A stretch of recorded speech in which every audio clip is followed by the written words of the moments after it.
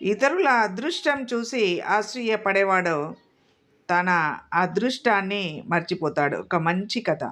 మల్లాపూర్ అనే పచ్చని పల్లెటూరులో రాఘవులనే రైతు ఉండేవాడు.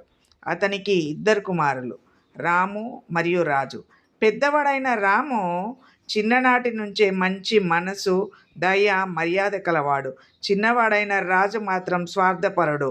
ఎప్పుడు అన్నిటి తనకే కావాలని కోరుకునేవాడు. కాలక్రమేణా రాఘవులు ముసలివాడయ్యాడు. తన దగ్గర ఉన్న 2 ఎకరాల పొలాన్ని 2 కుమారులకు పంచి చివరి శ్వాస తీసుకునే ముందు ఇలా చెప్పాడు: రాజు, అన్న మాట విను, మంచి మార్గంలో నడువు, అన్నే నీకు దిక్చూసి అని.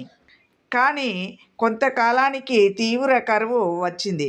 పొలాలు ఎండిపోయాయి. రైతులు ఇబ్బందుల్లో పడ్డారు. అందరూ కలిసి వాన కోసం పూజలు చేశారు. రాము మాత్రం ధ్యానంలో కూర్చొని వరుణదేవుడిని ప్రార్థించి అది చూసిన రాజు అసూయతో తాను కూడా ధ్యానం చేయడం మొదలుపెట్టాడు. ఇద్దరు ధ్యానములో నిమగ్నమై ఉన్నారు. పరీక్ష పెట్టడానికి ఒకరోజు వరుణదేవుడు ప్రత్యక్షమయ్యాడు. మొదట రాజు దగ్గరికి వెళ్ళి అడిగాడు, నీకు రాజు చెప్పాడు, మా ఊరికి వానలు కురిపించండి. దేవుడు అన్నాడు, ఒక్క షరతు, నీ ఒక్క కన్ను దానం చేస్తేనే కురిపిస్తాను. రాజు వెంటనే ఒప్పుకున్నాడు.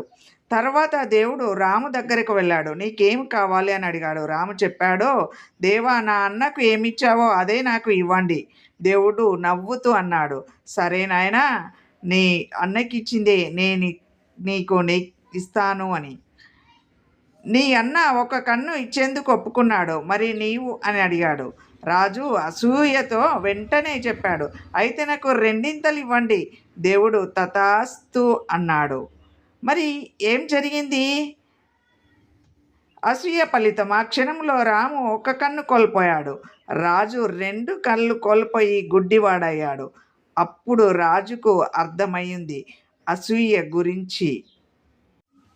అసూయ ఎంత ప్రమాదకరమో తన తప్పును గుర్తించి చాలా బాధపడ్డాడు. నీతి: అసూయ మన జీవితాన్ని నాశనం చేస్తుంది. ఇతరుల మంచిని చూసి సంతోషపడాలి. మనసు మంచిగా ఉంటే నిజమైన ఆనందం వస్తుంది. అన్నదమ్ముల అసూయ ఫలితం చూడండి, గుడ్డి వాళ్ళుగా మారారు. ఈ వీడియో కనుక మీకు నచ్చితే ఒక లైక్ చేయండి, సబ్స్క్రైబ్ చేయండి. Thank you for watching.